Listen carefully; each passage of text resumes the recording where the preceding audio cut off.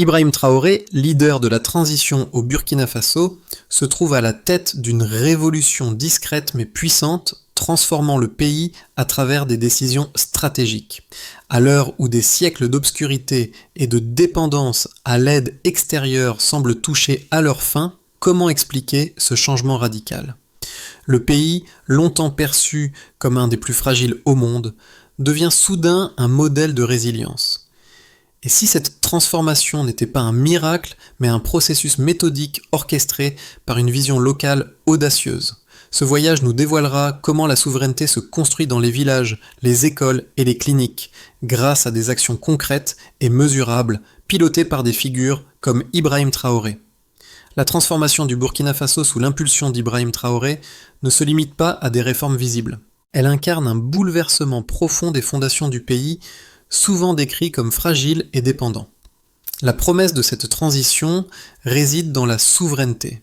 Une souveraineté qui ne se mesure plus seulement en termes de discours politiques, mais dans les infrastructures concrètes qui modifient le quotidien des Burkinabés. Le premier défi consiste à sortir d'une logique de dépendance envers l'aide extérieure en favorisant l'autosuffisance énergétique, alimentaire et économique. Les stakes sont clairs. Il ne s'agit pas seulement de résister aux crises extérieures, mais de construire un modèle localement autonome et durable. Ce modèle repose sur des actions simples mais stratégiques. Connecter plus de 150 villages à l'électricité solaire, stabiliser les marchés agricoles, moderniser les infrastructures de santé et d'éducation. Chacune de ces avancées génère des bénéfices immédiats pour les citoyens tout en installant les bases d'une croissance future. Le défi est immense, mais le potentiel de ce changement radical est à la portée de la main. À quel point un pays peut-il changer lorsque les actions locales prennent le pas sur les promesses internationales? Sous la direction d'Ibrahim Traoré, le Burkina Faso traverse une transformation étonnante. Ce qui semblait impossible il y a quelques années, connecter plus de 150 villages à l'électricité, devient aujourd'hui une réalité. Cette avancée ne relève pas du miracle, mais d'une stratégie méticuleuse et résolue. Le pays, historiquement dépendant des aides extérieures et des importations, trouve ses propres leviers dans l'énergie solaire, l'agriculture locale et l'autosuffisance économique. Un exemple frappant de cette évolution est l'initiative de l'installation de systèmes solaires dans les zones rurales, permettant non seulement de fournir de l'électricité, mais aussi de donner accès à des services de base essentiels comme l'éducation, la santé et le commerce. La transformation est également perceptible dans les secteurs agricoles. Prenons l'exemple des producteurs de tomates, autrefois contraints d'abandonner une grande partie de leur récolte à cause de la dépendance aux importations et à une chaîne de distribution inefficace. Aujourd'hui, avec des usines locales de transformation et des marchés plus stables, ces producteurs peuvent conserver une plus grande partie de leur production et renforcer la sécurité alimentaire nationale. C'est là que réside le véritable changement, la capacité à exploiter les ressources locales pour générer des bénéfices économiques et sociaux durables. Mais ce n'est pas tout. À l'échelle nationale, les progrès sont également visibles dans l'éducation et la santé. Grâce à l'énergie solaire, les écoles rurales prolongent leurs heures d'enseignement. Et les cliniques fonctionnent de manière plus stable, permettant une prise en charge médicale continue. Ces améliorations commencent à se tisser ensemble, formant un réseau d'infrastructures interconnectées qui renforce progressivement la résilience du pays. Le Burkina Faso n'est plus simplement un récepteur passif d'aide internationale, mais un acteur en devenir capable de construire ses propres fondations pour un avenir plus stable et prospère. Comment ces petits changements peuvent-ils se transformer en une dynamique plus grande touchant chaque aspect de la vie quotidienne ? Ibrahim Traoré n'est pas seulement un leader politique. Il incarne un catalyseur de changement stratégique pour le Burkina Faso. Loin de se contenter de discours inspirants, Traoré adopte une approche pragmatique pour résoudre les défis du pays. Son modèle repose sur des actions concrètes et visibles qui transcendent les promesses politiques en privilégiant l'autosuffisance. Cela se traduit par des décisions telles que la mise en place de réseaux énergétiques solaires dans les régions rurales et la transformation de produits agricoles locaux. Ces initiatives ne sont pas simplement des solutions temporaires, mais des leviers qui modifient profondément la structure économique et sociale du pays. L'un des changements les plus notables est la manière dont l'initiative solaire a transformé des communautés entières. Dans plusieurs villages, l'implantation de panneaux solaires a permis non seulement l'éclairage, mais a également donné aux écoles la possibilité de prolonger leurs heures d'enseignement. Les ateliers artisanaux ont vu leur production augmenter grâce à une source d'énergie stable.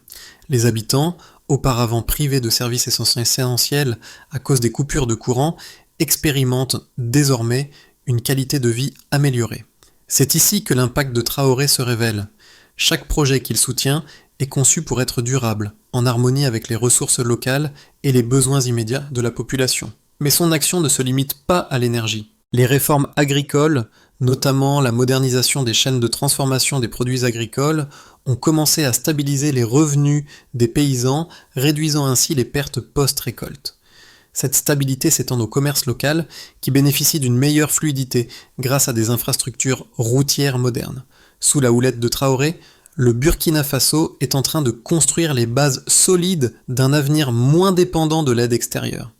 Traoré a-t-il trouvé la clé pour libérer son pays de la dépendance et construire un avenir plus stable à partir de ses propres forces ? La transformation du Burkina Faso, sous la conduite d'Ibrahim Traoré, s'articule autour d'une série d'événements stratégiques qui se chevauchent, formant un enchaînement de progrès mesurables.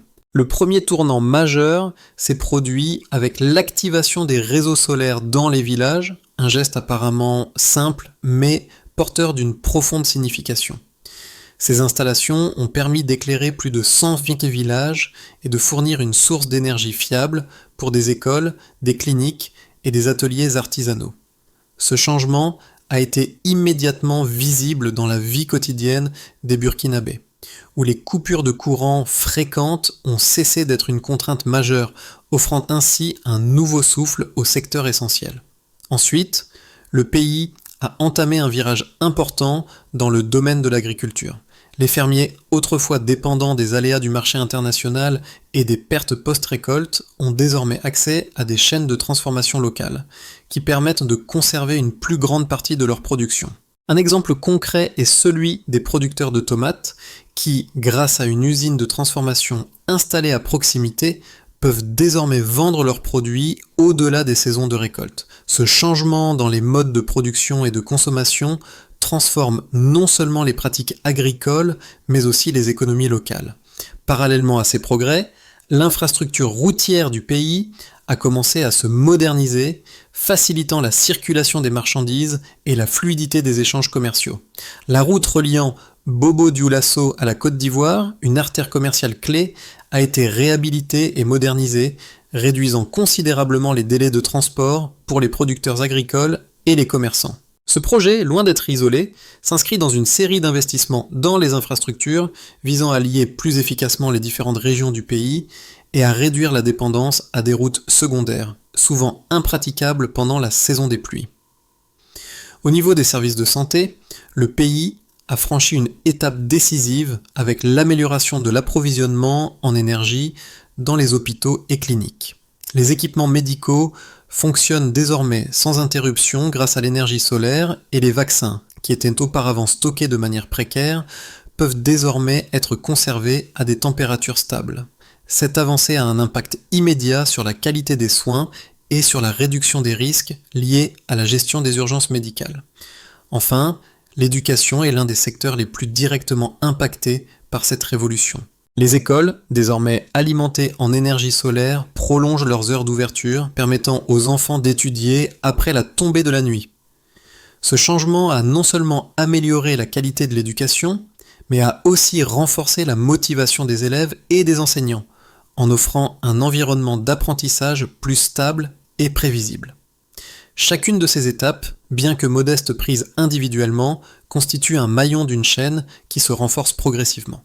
Ce processus n'est pas une transformation rapide ou spectaculaire, mais une série d'améliorations incrémentielles qui, ensemble, créent une dynamique de changement irréversible. La question reste ouverte, quel impact aura ce modèle sur les générations futures et jusqu'où ces fondations pourront-elles mener le Burkina Faso dans les années à venir ? Les avancées remarquables du Burkina Faso sous la conduite d'Ibrahim Traoré ne se contentent pas de rester dans le domaine de la théorie. Elles se mesurent par des résultats concrets et quantifiables qui témoignent du succès des réformes entreprises. L'un des exemples les plus significatifs de ces résultats est la mise en place de l'énergie solaire dans les villages. Avant l'installation de ces systèmes, moins de 30% des zones rurales avaient accès à une source d'énergie stable. Aujourd'hui, plus de 150 villages disposent d'un réseau solaire opérationnel transformant la vie de plus de 600 000 personnes. Ce delta de plus de 120 villages connectés à l'électricité en quelques années ne relève pas seulement d'un exploit technique, mais d'une véritable révolution sociale permettant aux villages de fonctionner de manière autonome et de stimuler des activités économiques locales. Dans le secteur agricole, les chiffres sont tout aussi révélateurs. En 2022, la production de tomates dans certaines régions a augmenté de 25% grâce à l'activation de nouvelles chaînes de transformation. Avant l'installation des usines locales de transformation, une grande partie de la production était perdue en raison du manque d'infrastructures adéquates. Ce taux de gaspillage a été réduit de manière significative et aujourd'hui, les producteurs bénéficient non seulement de prix plus stables, mais également d'une meilleure qualité de vie grâce à des revenus réguliers. En conséquence, les familles agricoles ont vu leurs revenus augmenter de 30% en moyenne, renforçant ainsi leur pouvoir d'achat et leur capacité à investir dans d'autres secteurs de l'économie locale. Un autre indicateur clé de cette transformation est l'amélioration des services de santé. Avant l'arrivée de l'électricité stable dans les hôpitaux grâce à l'énergie solaire, des milliers de doses de vaccins étaient perdues chaque année en raison de problèmes de conservation.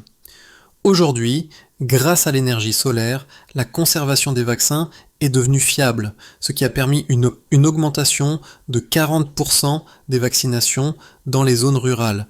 De plus, les cliniques et hôpitaux n'ont plus besoin de générateurs diesel coûteux et polluants, réduisant ainsi les dépenses et améliorant l'efficacité du système de santé. Les effets mesurables ne s'arrêtent pas là. Le réseau routier, en particulier la route reliant Bobo-Dioulasso à la Côte d'Ivoire, a connu une amélioration notable. Cette réhabilitation a réduit les temps de transport de 35%, ce qui a un impact direct sur les coûts logistiques et les échanges commerciaux. Les producteurs locaux ont désormais accès à de nouveaux marchés et les commerçants bénéficient de marges plus élevées grâce à une chaîne d'approvisionnement plus rapide et plus fiable. Ces chiffres et ces données ne sont pas des anecdotes isolées, mais des preuves solides que les politiques d'Ibrahim Traoré ne sont pas simplement une question de discours, mais une réalité tangible, mesurable et quantifiable. Le pays, qui était autrefois un récepteur passif d'aide extérieure, devient peu à peu un modèle de résilience et de prospérité fondé sur ses propres forces. Avec ces résultats en main, il est légitime de se demander: ces changements peuvent-ils être maintenus et amplifiés dans les années à venir? Le processus de transformation du Burkina Faso sous Ibrahim Traoré a généré des débats sur sa durabilité et ses implications à long terme. Deux visions s'opposent. Certains affirment que les progrès actuels sont fragiles et dépendent trop des conditions politiques et d'une stabilité extérieure, tandis que d'autres, plus optimistes, estiment que le pays peut maintenir sa trajectoire vers l'autosuffisance et la résilience. Les sceptiques soulignent que les infrastructures mises en place à passe, bien que impressionnantes, ne peuvent pas fonctionner indéfiniment sans un soutien extérieur continu. Le modèle burkinabé, selon eux, reste vulnérable aux chocs économiques mondiaux, aux crises politiques internes et à des défaillances dans le système de gestion des ressources naturelles. Ils mettent en avant la dépendance du pays à l'aide humanitaire, qui, bien que réduite, reste une composante essentielle de sa stabilité économique. De plus, le manque de diversification des ressources et l'absence d'un véritable tissu industriel risquent de limiter la croissance à long terme, laissant le pays exposé à des fluctuations mondiales. En revanche, les partisans du modèle défendent l'idée que la capacité de Traoré à mobiliser les ressources locales et à mettre en place des solutions pratiques et autonomes constitue une base solide pour un avenir plus stable. Le développement de l'énergie solaire, l'essor de l'agriculture locale et la modernisation des infrastructures permettent de réduire progressivement la dépendance à l'aide extérieure. Ces initiatives renforcent les capacités locales et génèrent une dynamique interne d'autosuffisance. Les données récentes montrent que plus de 600 000 personnes bénéficient désormais de l'électricité solaire, réduisant la dépendance à l'énergie importée et améliorant les conditions de vie des populations rurales. En outre, la mise en place de chaînes de transformation locales pour les produits agricoles, ainsi que l'extension des routes commerciales, renforce la résilience économique. La diversification du secteur agricole en particulier constitue un levier important pour éviter la stagnation économique. Le pays dispose désormais des compétences nécessaires pour maintenir ces avancées grâce à une formation technique locale solide et une gestion de plus en plus efficace des ressources naturelles. Le modèle burkinabé, bien qu'il soit encore jeune et en développement, repose sur des principes d'autonomie et de durabilité. Les critiques de cette transition doivent prendre en compte l'évolution rapide des infrastructures et des systèmes internes qui se construisent petit à petit mais de manière cohérente. Le défi réside désormais dans la capacité à maintenir cette dynamique à long terme et à la rendre encore plus inclusive, afin de consolider les gains réalisés. Ce modèle peut-il perdurer au-delà des défis immédiats pour transformer véritablement le pays à long terme ? Le Burkina Faso, un pays autrefois perçu comme fragile et dépendant, vit une transformation discrète mais déterminante sous la conduite d'Ibrahim Traoré. Ce modèle de souveraineté locale, où l'énergie solaire, l'agriculture locale et les infrastructures routières interconnectées jouent un rôle clé, commence à prendre forme de manière tangible. Mais alors, jusqu'où cette dynamique peut-elle aller ? Le basculement n'est plus une promesse abstraite, mais une réalité mesurable. Aujourd'hui, plus de 600 000 personnes bénéficient de l'électricité solaire dans plus de 150 villages, une avancée qui transforme non seulement la vie quotidienne, mais aussi l'économie locale. Les fermiers voient leurs revenus stabilisés grâce à des usines de transformation locale, tandis que les commerçants et artisans profitent de routes modernisées qui facilitent les échanges. Ce qui semblait être une utopie, un pays indépendant, autonome et en contrôle de ses ressources, devient peu à peu une réalité. Mais le défi réside dans la capacité du Burkina Faso à maintenir cette dynamique à long terme. Le pays est à un tournant, un chemin pavé de succès ou de nouvelles difficultés qui pourraient freiner ses progrès. La question est désormais simple. Cette transformation est-elle durable ou est-ce seulement un moment de transition fragile ? Les conséquences de la transformation en cours au Burkina Faso sous la direction d'Ibrahim Traoré sont déjà visibles dans plusieurs aspects de la vie quotidienne, touchant profondément les ménages, les entreprises et les services publics. L'une des premières répercussions visibles concerne l'amélioration de la qualité de vie des familles rurales.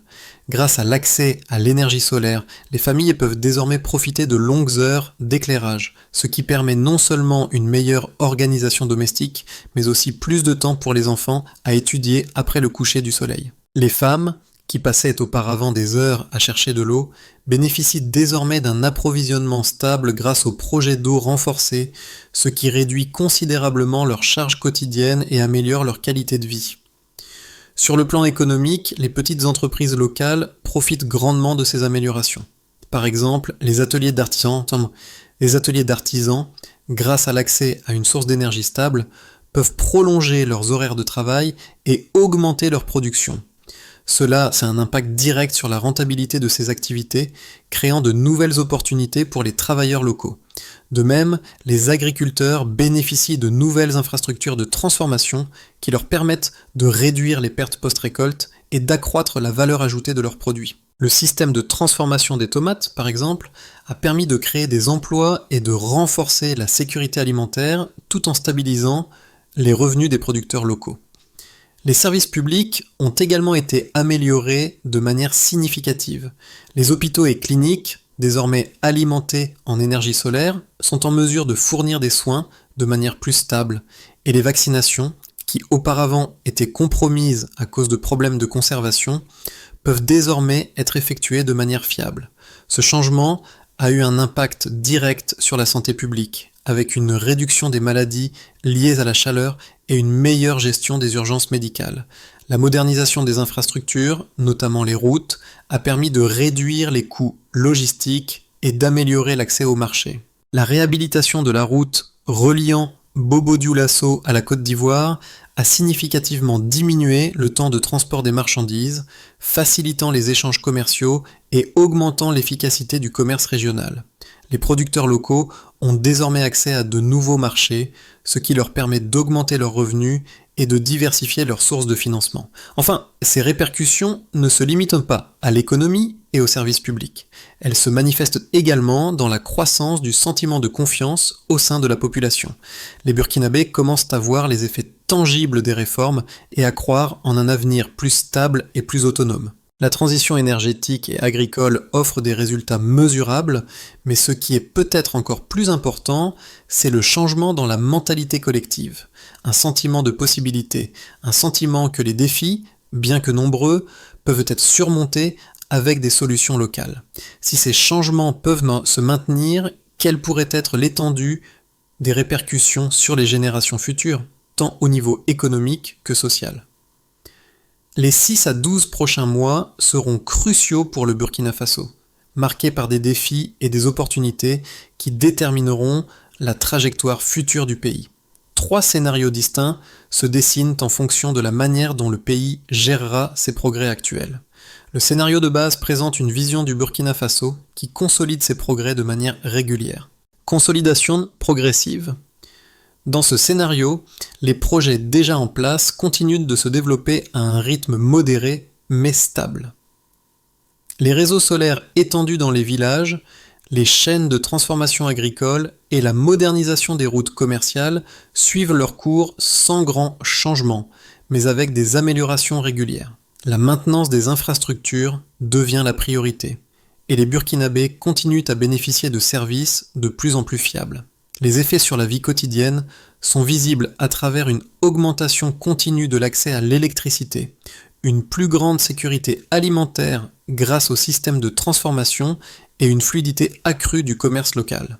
Cependant, ce scénario suppose une stabilité politique et économique qui reste fragile, des tensions internes ou une crise régionale pourrait freiner cette dynamique. Dans un scénario optimiste, les progrès sont accélérés, avec un impact considérable sur l'économie et la société. Accélération intersectorielle. Dans cette vision, les progrès dans l'énergie, l'agriculture et les infrastructures se combinent pour créer un cercle vertueux d'expansion. Les projets d'extension des réseaux solaires s'accélèrent, atteignant davantage de villages, tandis que les secteurs de l'agriculture et de la transformation connaissent une croissance exponentielle grâce à une demande accrue et une meilleure logistique. Les exportations agricoles pourraient augmenter et les infrastructures routières permettront de relier plus rapidement les régions productrices aux marchés régionaux et internationaux. Ce scénario est soutenu par des investissements supplémentaires dans la formation des travailleurs locaux, garantissant que le pays puisse maintenir, voire étendre, ses capacités locales. L'optimisme repose sur une gestion efficace des projets existants et une stabilité politique qui permettrait de renforcer la confiance dans l'avenir. Un scénario contraint présente les défis de saturation des infrastructures et des ressources, pression logistique et saturation institutionnelle. Dans cette perspective, le Burkina Faso fait face à des défis logistiques et institutionnels qui freinent son développement. Les infrastructures existantes sont mises sous pression à mesure que les besoins de la population et de l'économie augmentent. La saturation des réseaux solaires dans certaines régions entraîne des coupures d'électricité plus fréquentes, les chaînes de transformation ne peuvent pas suivre la demande croissante, et les routes, bien que modernisées, commencent à se dégrader à un rythme plus rapide que prévu. La demande pour des services publics dépasse la capacité d'offre, ce qui entraîne des retards dans les soins de santé et l'éducation. Ce scénario, bien que difficile, ne signe pas l'échec complet du modèle, mais suggère que la croissance rapide nécessite des ajustements rapides dans la gestion des infrastructures et des ressources humaines pour éviter un ralentissement généralisé. Quel scénario deviendra réalité ?